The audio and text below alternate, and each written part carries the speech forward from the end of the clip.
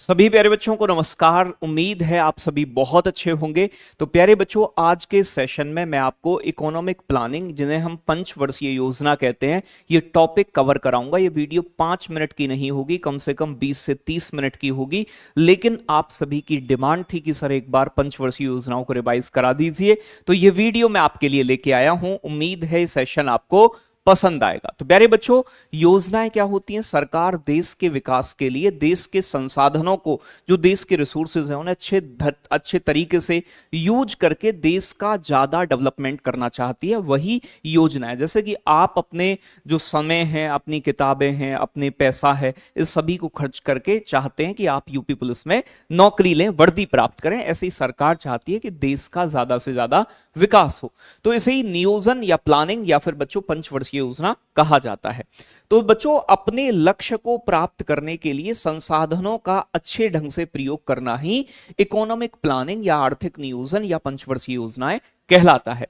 आर्थिक नियोजन का प्रारंभ जो हुआ था, सबसे पहले किस देश ने दुनिया में योजनाएं बनाना स्टार्ट किया देश के विकास के लिए? तो सबसे पहले प्यारे बच्चों, यानी कि यूएसएसआर बोले तो सोवियत संघ नाम था इसका पहले।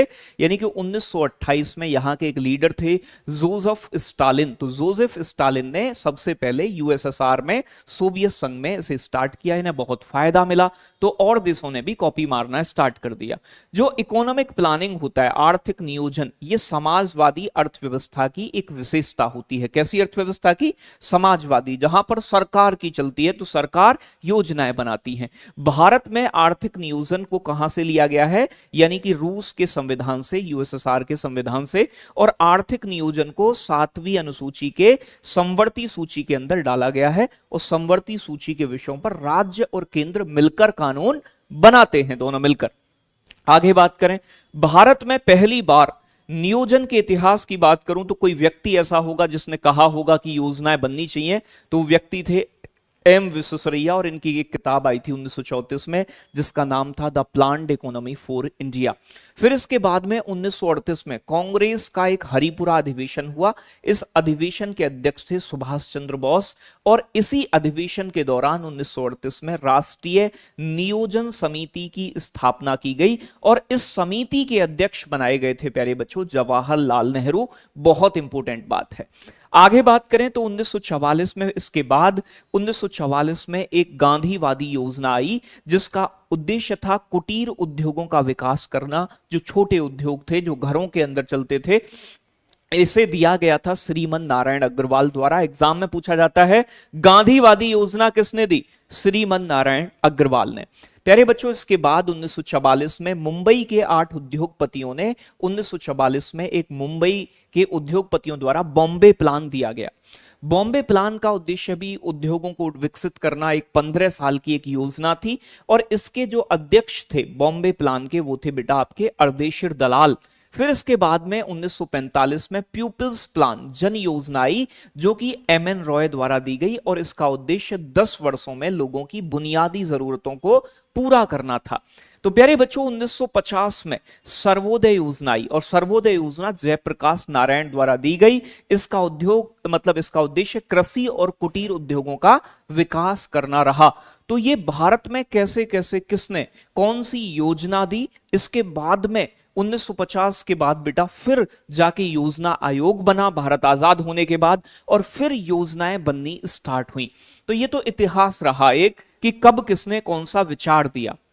तो बच्चों, फिर बात आती है प्लानिंग कमीशन की, योजना आयोग की। तो योजना आयोग की मैं बात करूं तो इसका गठन केसी नियोगी सलाहकार बोर्ड की सिफारिश पर कब हुआ था? 15 मार्च 1950 में। और यह कहां था? दिल्ली के अंदर गठित किया गया योजना आयोग। इसका काम था देश के संसाधनों का संतुलित उपयोग व विकास के लिए योजना बनाना। तो ये योजना बनाकर देता था सरकार को कौन?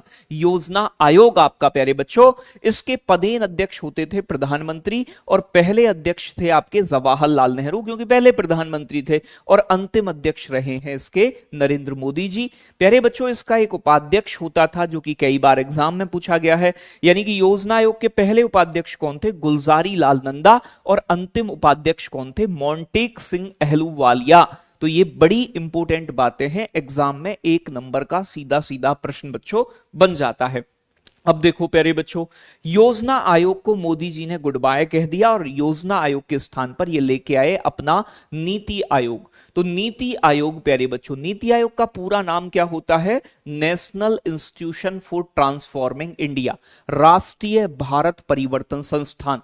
नीति आयोग की स्थापना कब हुई? 1 जनवरी 2015 में। ये भी दिल्ली में है। ये एक सलाहकार निकाय है, सरकार को सलाह देता है, योजनाएं बनाता है, और ये नॉन कॉन्स्टिट्यूशनल है। जैसे संविधान में इसकी चर्चा नहीं की गई, योजना आयोग की तरह ही ये है। प्यारे बच्चों, इस सरकार के थिंक टैंक के रूप में काम करता है, सोचता है और योजना बनाकर सरकार को तैयार करके देने का काम करता है। प्यारे बच्चों, अगर मैं इसके संरचना की बात करूं कि इसका स्ट्रक्चर क्या है, तो प्यारे बच्चों, नीति आयोग में एक पदेन अध्यक्ष होता है जो कि प्रधानमंत्री होते हैं, और जब से ये बना है नीति आयोग तब से मोदी जी ही प्रधानमंत्री हैं। इसके एक उपाध्यक्ष होते हैं। तो उपाध्यक्ष पहले कौन थे? तो पहले थे अरविंद पनगड़िया। अभी वर्तमान में कौन है बच्चों? सुमन बैरी। इसके एक सीईओ होते हैं, चीफ एग्जीक्यूटिव ऑफिसर। पहले कौन थे बच्चों? सिंधु श्री खुल्लर। वर्तमान में कौन है बच्चों? बीवीआर सुब्रमण्यम। बच्चों, राज्यों के सीएम, यूनियन टेरिटरी के प्रशासक इसके सदस्य होते हैं। किसके? नीति आयोग के। ये एक मुख्य बदलाव है नीति आयोग और योजना आयोग के अंतर्गत, जो कि एक बड़ी बात है। आगे बात करें प्यारे बच्चों, एक संस्थान होती है जिसे बोलते हैं एनडीसी, यानी कि नेशनल डेवलपमेंट काउंसिल, जिसे प्यारे बच्चों राष्ट्रीय विकास परिषद के नाम से जाना जाता है। योजनाओं की समीक्षा करना, जो योजना आयोग, नीति आयोग योजना बना रहे हैं, उन्हें चेक करना कि ये सही है, पूरे देश का सही विकास कर रही है या नहीं, और उन्हें अनुमोदन देना, उन्हें पास करना। ये काम किसका था? राष्ट्रीय विकास परिषद का। राष्ट्रीय विकास परिषद की, एनडीसी की स्थापना कब हुई? 6 अगस्त 1952 में। इसके पदेन अध्यक्ष कौन होते हैं? पीएम साहब होते हैं। और प्यारे बच्चों, इसमें नीति आयोग के सदस्य इसके सदस्य होते हैं। सभी राज्यों के सीएम, यूनियन टेरिटरी के प्रशासक और कैबिनेट मंत्री भी इसमें शामिल होते हैं, इसके मेंबर होते हैं प्यारे बच्चों। तो ये सभी लोग मिलकर इसे चलाते हैं और आगे बढ़ाते हैं। प्यारे बच्चों, अगर मैं पंचवर्षीय योजनाओं की बात करूं तो पंचवर्षीय योजनाओं में पहली पंचवर्षीय योजना बनी थी 1951 से 56 के बीच, और लास्ट पंचवर्षीय योजना जो रही है वो 2012 से 17 के बीच, 12वीं। तो अब तक कुल बच्चों आप देखोगे यानी कि 12 पंचवर्षीय योजना बनी है, और अब जो है ये 12वीं को समाप्त कर दिया गया है, और अब जो बन रही है वो 15 साल की लॉन्ग टर्म प्लान, लंबी अवधि की योजनाएं बनाई जा रही हैं।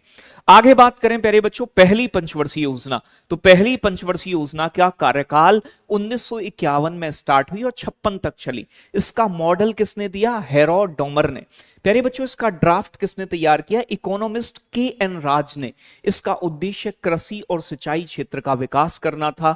इसमें लक्ष्य रखा गया कि 2.4% की ग्रोथ रेट हासिल करेंगे, लेकिन प्राप्त हुई थी 3.6 की, यानी 3.6, जो कि जितना सोचा उससे ज्यादा थी। तो ये योजना सफल हुई। सिंचाई परियोजनाओं का इसमें विकास किया गया, यानी कि बांध बनाए गए, जैसे कि आपका भाखड़ा नंगल बांध हो गया, आपका दामोदर घाटी परियोजना, जिन्हें नेहरू जी ने आधुनिक भारत के मंदिर कहा, क्योंकि जब बांध बनेंगे तो देन सिंचाई होगी, तो कृषि का विकास होगा। 1952 में पहली पंचवर्षीय योजना में कम्युनिटी डेवलपमेंट प्रोग्राम, सामुदायिक विकास कार्यक्रम अमेरिका के सहयोग से स्टार्ट किया गया। और प्यारे बच्चों 5 आईआईटी की स्थापना, इंडियन इंस्टीट्यूट ऑफ टेक्नोलॉजी स्थापित किए गए। पहला आईआईटी खड़गपुर था, जो 1951 में बना। कहां बच्चों आपका? तो वो पश्चिम बंगाल में स्थापित किया गया। फिर इसके बाद आती है दूसरी पंचवर्षीय योजना, और दूसरी पंचवर्षीय योजना पहली के बाद आई, तो ये 1956 से 61 के बीच चली। इसका मॉडल प्रशांत चंद्र महालनोबिस, पीसी महालनोबिस ने दिया। इसका उद्देश्य तीव्र औद्योगिकरण, उद्योगों का विकास करना था। इसमें लक्ष्य रखा गया 4.3% का, प्राप्त हुआ 4.2%। इसमें प्यारे बच्चों 1956 के दौरान खादी एवं ग्रामोद्योग आयोग की स्थापना की गई, यानी कि जो गांधी जी वाला चरखे वाला खादी है ना, वही उसका आयोग बनाया गया। इसी योजना के दौरान भिलाई, दुर्गापुर, राउरकेला ये स्टील प्लांट लगाए गए, क्योंकि स्टील एक कोर इंडस्ट्री है जिस पर दूसरे उद्योग डिपेंड करते हैं प्यारे बच्चों। यानी कि इसी पंचवर्षीय योजना के दौरान नेहरू जी के द्वारा 1956 में एक औद्योगिक नीति प्रस्तुत की गई, और इस औद्योगिक नीति के माध्यम से उद्योगों को 3 प्रकार में बांटा गया। जिन्हें सरकार कंट्रोल करेगी, जिन्हें प्राइवेट सेक्टर चलाएगा और जिन्हें प्राइवेट सेक्टर और सरकार मिलकर चलाएगी। और इसी पंचवर्षीय योजना के दौरान यानी कि दूसरी के दौरान, इसी औद्योगिक नीति के बाद 1956 में भारत ने मिश्रित अर्थव्यवस्था को अपनाया दूसरी पंचवर्षीय योजना में। और 2 अक्टूबर 1958 में नाफेड की स्थापना हुई। नाफेड को national agriculture cooperative marketing federation of India कहा जाता है। राष्ट्रीय कृषि सहकारी विपणन परिसंघ, इसका मुख्यालय दिल्ली के अंदर है। ये किसानों के कृषि उत्पाद की मार्केटिंग करने वाली ऑर्गेनाइजेशन है, संस्थान है। आगे बात करें, तीसरी पंचवर्षीय योजना एक असफल योजना है। प्यारे बच्चों, ये 1961 से 66 के बीच चली। इसका मॉडल सुखमय चक्रवर्ती और जॉन सैंडी ने दिया।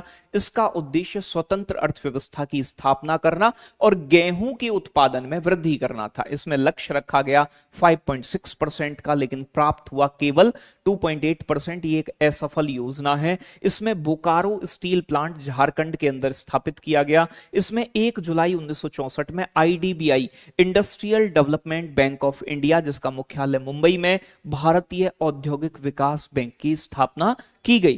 प्यारे बच्चों, इसी पंचवर्षीय योजना के दौरान, तीसरी के दौरान बच्चों, आपका 14 जनवरी 1965 में FCI, food corporation of India, भारतीय खाद्य निगम की स्थापना की गई। ये दिल्ली के अंदर है। इसका काम होता है एमएसपी, एमएसपी को बोलते हैं मिनिमम सपोर्ट प्राइस, न्यूनतम समर्थन मूल्य पर अनाज, किसानों के अनाज फसल को खरीदना और उसे जमा रखना अपने पास, बफर स्टॉक कहा जाता है। क्या बोलते हैं बेटा इसे? Buffer stock. तो एग्जाम में पूछता है बफर स्टॉक की कार्यवाही कौन करता है? एफसीआई।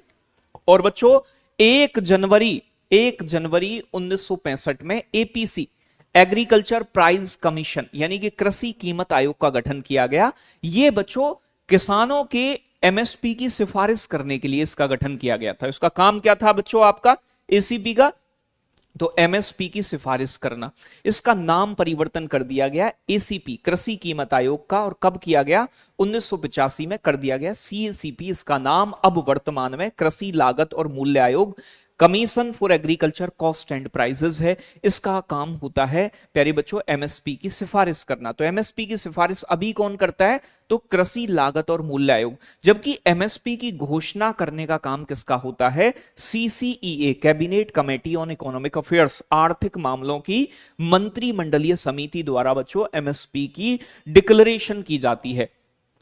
इस बच्चों आपके आर्थिक मामलों की मंत्रिमंडलीय समिति का अध्यक्ष कौन होता है? प्रधानमंत्री। एमएसपी कितनी फसलों के लिए दिया जाता है? 22 फसलों के लिए। गन्ने की फसल के लिए FRP, fair and remunerative price, उचित एवं पारिश्रमिक या फिर उचित एवं लाभकारी मूल्य दिया जाता है। तो एमएसपी की सिफारिश कौन करता है? कृषि लागत और मूल्य आयोग। एमएसपी घोषित कौन करता है? आर्थिक मामलों की मंत्रिमंडलीय समिति। दोनों अलग अलग प्रकार से प्रश्न बनते हैं। आगे बात करें बच्चों, तीसरी पंचवर्षीय योजना फेल हो गई। उसके कारण क्या रहे? एक तो बच्चों इंडिया चाइना युद्ध हो गया था 1962 में, इंडिया पाकिस्तान युद्ध हो गया था 1965 में, अकाल पड़ गया था 1965-66 में। इस कारण से देश में बच्चों स्थिति बिगड़ गई और उस समय यानी कि सरकार बच्चों फेल हो गई अपने आप को यानी कि स्टेबल रखने में, क्योंकि जब युद्ध होता है तो आप जानते हैं बहुत नुकसान होता है। फिर बच्चों यहीं पर क्या हुआ? 1960 के समय में देश में जब बच्चों गेहूं की विशाल कमी चल रही थी तो एक प्रोग्राम स्टार्ट किया गया जिसे हम आईएडीपी यानी कि the intensive agriculture district programme कहते हैं, गहन कृषि जिला कार्यक्रम। यहीं से आधारशिला रखी गई देश में हरित क्रांति की, यानी कि इस गहन कृषि जिला कार्यक्रम में देश के 7 जिलों को चुना गया और उनमें बेटा जो आपके हाइब्रिड बीज हैं उनका इस्तेमाल करके प्रोडक्शन बढ़ाने के लिए प्रोग्राम स्टार्ट किए गए। तो ये एक सफल प्रोग्राम था जो बाद में हरित क्रांति में कन्वर्ट हुआ। आगे बात करेंगे हरित क्रांति की, ग्रीन रेवोल्यूशन। तो देश में हरित क्रांति कब स्टार्ट हुई थी प्यारे बच्चों? तो आप बताएंगे 1966-67 में। इसके कारण, हरित क्रांति के कारण अनाज का उत्पादन में सबसे ज्यादा वृद्धि हुई और गेहूं और चावल में सर्वाधिक वृद्धि देखने को मिली।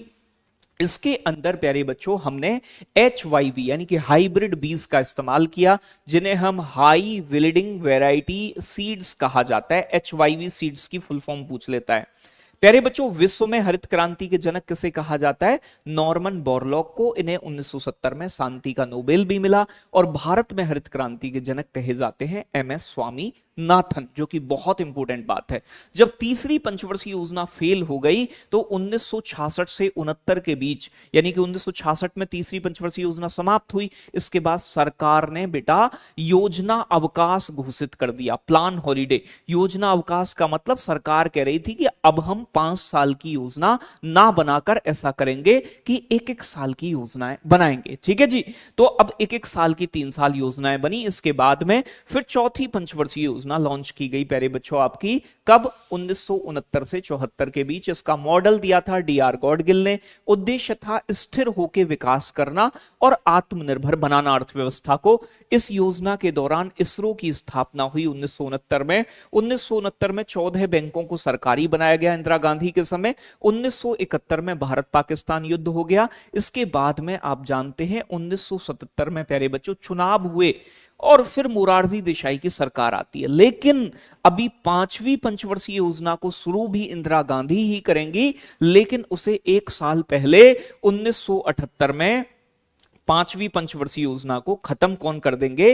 पहले गैर कांग्रेसी प्रधानमंत्री मोरारजी देसाई, जो कि जनता पार्टी से प्रधानमंत्री बने थे। तो बात आती है पांचवी पंचवर्षीय योजना। तो बेटा पांचवी पंचवर्षीय योजना शुरू तो इंदिरा गांधी ने की थी, ठीक है जी। तो बच्चों 1974 से 78 तक केवल 4 वर्ष चलने वाली योजना है ये, एकमात्र। इसका मॉडल दिया था डीपी धर ने। लक्ष्य रखा गया 4.4% ग्रोथ का, प्राप्त हुई 4.8%। उद्देश्य वेरी इंपोर्टेंट, एक एक पॉइंट जो यहां लिखा गया है एग्जाम ओरिएंटेड है। गरीबी उन्मूलन और आत्मनिर्भर अर्थव्यवस्था बनाना। तो गरीबी उन्मूलन किस पंचवर्षीय योजना का उद्देश्य? पांचवी। 1974 में यहां पर न्यूनतम आवश्यकता mid day minimum needs programme start किया गया। 1975 में गरीबी हटाने के लिए 20 सूत्री कार्यक्रम लॉन्च किया गया। यही 1975 में आरआरबी रीजनल रूरल बैंक, क्षेत्रीय ग्रामीण बैंकों की स्थापना हुई। इंदिरा गांधी द्वारा पांचवी पंचवर्षीय योजना में गरीबी हटाओ का नारा दिया गया। 25 जून 1975 में राष्ट्रीय आपातकाल घोषित कर दिया इंदिरा गांधी ने, जो कि प्यारे बच्चों 21 मार्च 1977 तक 21 माह तक चला था। इस समय प्यारे बच्चों पीएम थी इंदिरा गांधी और इस समय राष्ट्रपति थे फखरुद्दीन अली अहमद। तो प्यारे बच्चों फखरुद्दीन अली अहमद है ये राष्ट्रपति। तो प्यारे बच्चों आंतरिक गड़बड़ी के आधार पर लगने वाला आपातकाल था 1975 का, और इस आपातकाल के कारण ही आप जानते हैं इंदिरा गांधी की सरकार गिर जाती है और फिर पहली गैर कांग्रेसी सरकार बनती है 1977 में। और 1978 में जो आपके मोरारजी देसाई हैं वो इस पांचवी पंचवर्षीय योजना को बंद करके एक नई योजना लाते हैं जिसे हम अनवरत योजना के नाम से जानते हैं। तो प्यारे बच्चों 1978 में एक योजना आती है जिसे कहते हैं रोलिंग प्लान या फिर अनवरत योजना। ये पांचवी पंचवर्षीय योजना के बाद आई थी। इसका समय 2 साल का रहा, 1978 से 80 तक। क्यों ऐसा? क्योंकि 1980 में दोबारा सिलेक्शन हुए और फिर से इंदिरा गांधी प्यारे बच्चों प्रधानमंत्री बन जाती हैं। प्यारे बच्चों अनवरत योजना में क्या था कि हर साल इस योजना को चेक करना था कि ठीक काम कर रही है या फिर नहीं। इसका जो मॉडल दिया था वो गुन्नार मिडल ने दिया था। इनकी एक किताब है द एशियन ड्रामा, इसमें इसकी चर्चा की गई थी। तो उम्मीद है ये बात आपने समझी होगी कि रोलिंग प्लान किसने लागू किया था, यानी कि आपके प्रधानमंत्री मोरारजी देसाई ने, जो पहले गैर कांग्रेसी प्रधानमंत्री। अब देखो दोबारा इंदिरा गांधी बन गई हैं 1980 में और फिर से प्यारे बच्चों छठी पंचवर्षीय योजना इन्होंने लॉन्च की, जिसका उद्देश्य था तीव्र औद्योगिकरण, रोजगार वृद्धि, गरीबी उन्मूलन, तकनीकी में आत्मनिर्भर देश को बनाना। हम अपनी टेक्नोलॉजी को डेवलप करें, तेजी से उद्योगों को विकसित करें, रोजगार में वृद्धि करें, गरीबी को हटाएं।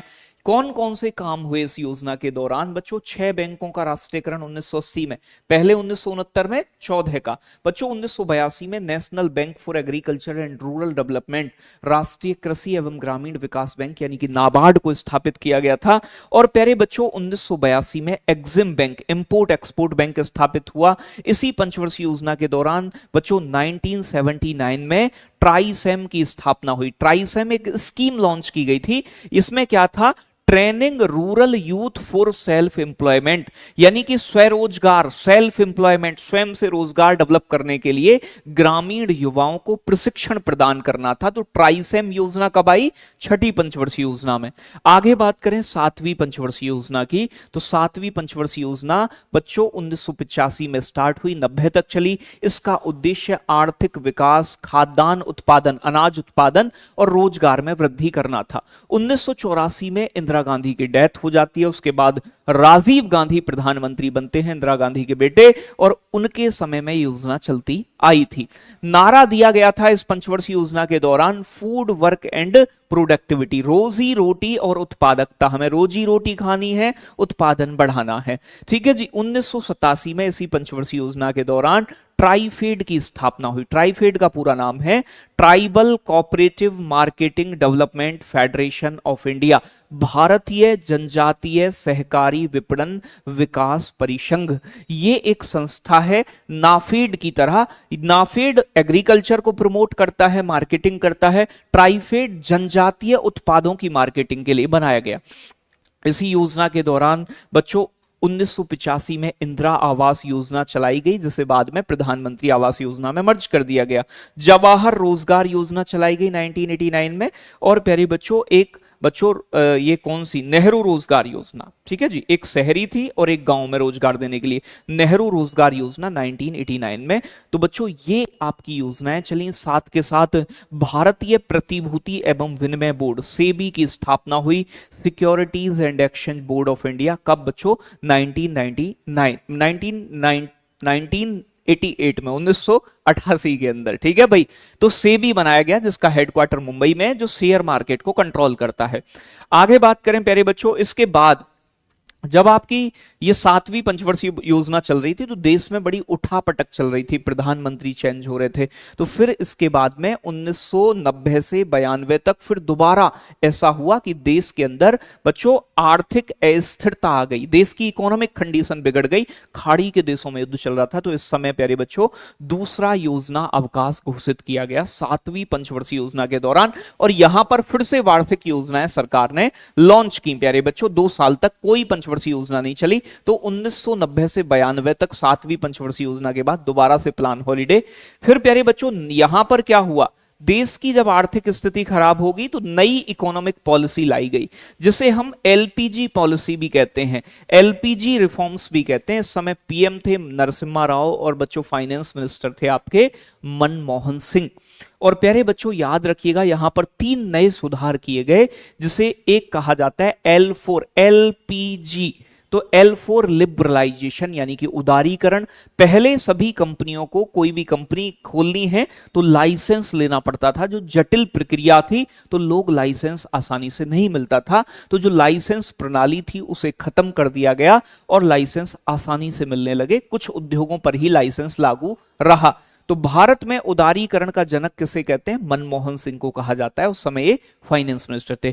P4 होता है बेटा प्राइवेटाइजेशन, निजीकरण। जब कोई सरकारी कंपनी या प्रतिष्ठान अपना स्वामित्व, ओनरशिप या नियंत्रण निजी क्षेत्र को देता है, कोई सरकारी कंपनी अगर प्राइवेट सेक्टर को यानी कि बच्चों अपना हिस्सेदार बनाए, अपने शेयर या हिस्सा प्राइवेट कंपनी को बेचे, तो उसे निजीकरण कहते हैं। जैसे आप सुनते हो कि मोदी जी रेलवे का प्राइवेटाइजेशन कर रहे हैं, तो प्राइवेटाइजेशन का प्रोसेस स्टार्ट हुआ।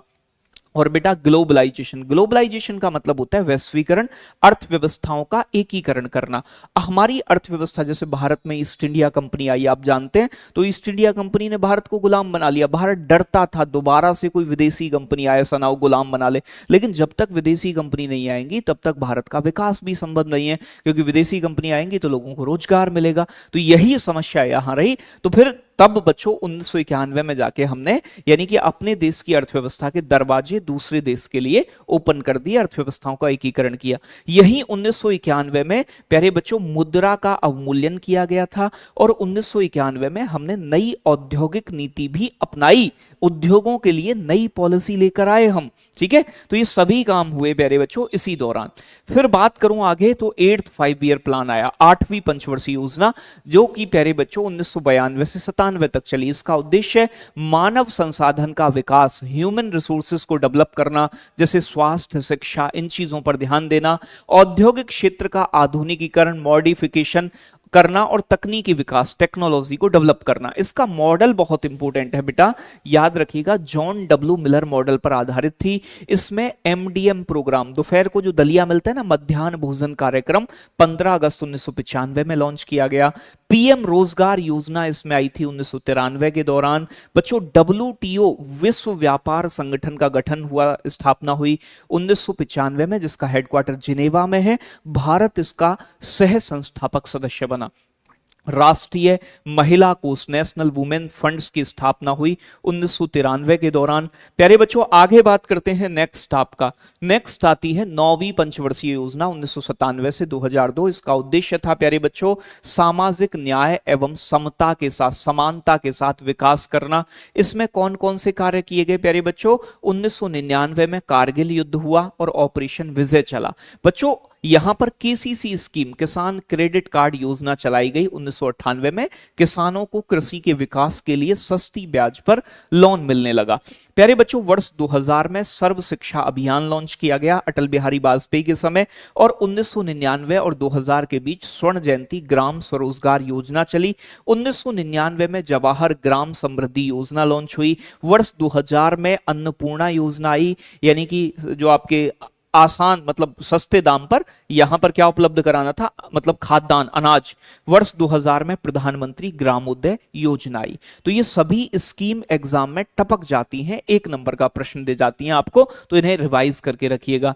फिर आती है 10वीं पंचवर्षीय योजना, जो कि प्यारे बच्चों 2002 से 2007 तक चली। इसका उद्देश्य स्वरोजगार और संसाधनों का विकास करना था। इसमें प्रतिवर्ष 8% जीडीपी का विकास करना। जीडीपी मतलब ग्रॉस डोमेस्टिक प्रोडक्ट, यानी कि उत्पादन को देश के 8% बढ़ाना था। 10 वर्षों में प्रति व्यक्ति आय को दोगुना करना लक्ष्य रखा गया। 2012 तक गरीबी को 15% कम करना और जेंडर गैप जो लैंगिक असमानता है उसे कम करना इसका उद्देश्य था। हालांकि बहुत ज्यादा इसमें से कुछ पेपर में नहीं आता है, तो ज्यादा इंपोर्टेंट ये वाली योजना नहीं है। आगे बात करेंगे तो यही इस पंचवर्षीय योजना के दौरान एक महत्वपूर्ण काम हुआ, नरेगा एक्ट आया। नरेगा को कहा जाता है national rural employment guarantee act, यानी कि राष्ट्रीय ग्रामीण रोजगार गारंटी अधिनियम। गांव में 100 दिन रोजगार देने के लिए कानून बना था। कब बना था बेटा? 2005 में। ये लागू कब हुआ? तो लागू हुआ था 2 फरवरी 2006 में आंध्र प्रदेश के अनंतपुर से। यहां पर क्या काम किया गया? गांव में 100 दिन ग्रामीण रोजगार प्रदान करता है ये कानून जो है बेटा। इसका नाम बदला गया 2 अक्टूबर 2009 में, नाम परिवर्तन करके एमजी नरेगा कर दिया गया, Mahatma Gandhi national rural employment guarantee act. तो प्यारे बच्चों इसका नाम कब चेंज हुआ? 2 अक्टूबर 2009 के अंतर्गत। आगे बात करें 11वीं पंचवर्षीय योजना प्यारे बच्चों 2007 से 12 तक चली। इसका उद्देश्य बड़ा इंपॉर्टेंट है, याद रखिएगा। इसका उद्देश्य तीव्र एवं अधिक सस्टेनेबल समावेशी विकास करना था। इसमें और जो बाकी काम किए गए वो बहुत इंपॉर्टेंट नहीं है, जैसे कि उच्च शिक्षा में हायर एजुकेशन में नामांकन को बढ़ाना, लैंगिक असमानता को कम करना, स्वच्छ जल उपलब्ध कराना, शिक्षित बेरोजगारी को 5% कम करना, ऐसे कुछ मोटिव या उद्देश्य इसमें रखे गए। आगे आती है 12वीं और अंतिम पंचवर्षीय योजना, जो 12वीं पंचवर्षीय योजना है 2012 से 2017 तक, अंतिम 5 ईयर प्लान। इसका उद्देश्य तीव्र अधिक समावेशी और धारणीय विकास यानी कि सस्टेनेबल डेवलपमेंट करना था इसका उद्देश्य। इसमें पहले विकास की दर रखी गई 9%, जो बाद में घटाकर 8% कर दी गई। ये कई बार एग्जाम में पूछा जाता है कि 12वीं पंचवर्षीय योजना की ग्रोथ रेट कितनी थी, तो 8% बताना आप, क्योंकि पहले से बाद में घटा दी। इसमें अलग अलग क्षेत्र का विकास करना भी रखा गया, जैसे कृषि क्षेत्र में 4% वृद्धि, विनिर्माण मैन्युफैक्चरिंग में, उद्योगों में 10% और सर्विस सेक्टर में 9% की ग्रोथ करना था। योजना का अंत तक 10% गरीबी को कम करना, गांवों को सड़क और बिजली से जोड़ना। और यहां पर एक चीज ये इंपॉर्टेंट हो जाती है कि यहां पर डीबीटी डायरेक्ट बेनिफिट ट्रांसफर प्रत्यक्ष लाभ अंतरण योजना शुरू की गई 1 जनवरी 2013 में, जिसके माध्यम से जो आज आपके खातों में सरकार की किसी भी योजना के पैसे आ पाते हैं वही डायरेक्ट बेनिफिट ट्रांसफर है, कि सरकार सीधे जनता के खाते में किसी भी योजना के पैसे भेजेगी, बिचौलियाओं का बीच में से हटना तय हो गया। तो ये अंतिम पंचवर्षीय योजना, इसका उद्देश्य बहुत इंपॉर्टेंट एग्जाम में कई बार बना है। तो उम्मीद है कि ये 30 मिनट का सेशन आपको कंप्लीट, इससे बेहतर तुम्हें पंचवर्षीय योजनाओं पर वीडियो नहीं मिलेगा, ये बात पक्की है। तो कैसा लगा ये सेशन कमेंट सेक्शन में जरूर बताइएगा। आगे किन टॉपिक्स का और मैं रिवीजन आपके लिए करा सकता हूं ये भी बात जरूर बताइएगा। तो सभी को बहुत सारा प्यार। जय हिंद, love you, take care, bye bye बच्चों।